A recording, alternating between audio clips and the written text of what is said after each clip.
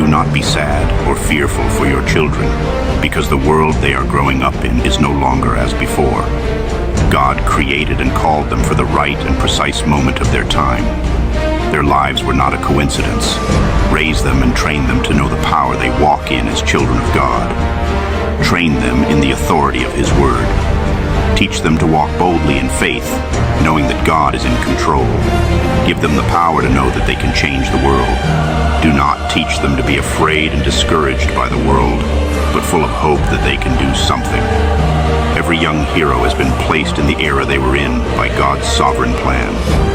He knew that Daniel would do well in the lion's den. He knew that David would face Goliath. He knew that Peter would triumphantly overcome persecution. He knows that your young hero can face any challenge they encounter in life. God created them specifically for this. Do not fear for your children, but honor that God has chosen you to raise and educate the generation that faces the greatest challenges of our time. Rise to the challenge.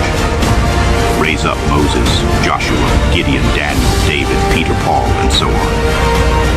God has an army that is rising up to drive out the darkness and make Him known throughout the world.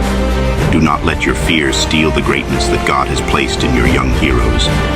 They were born for such a time as this.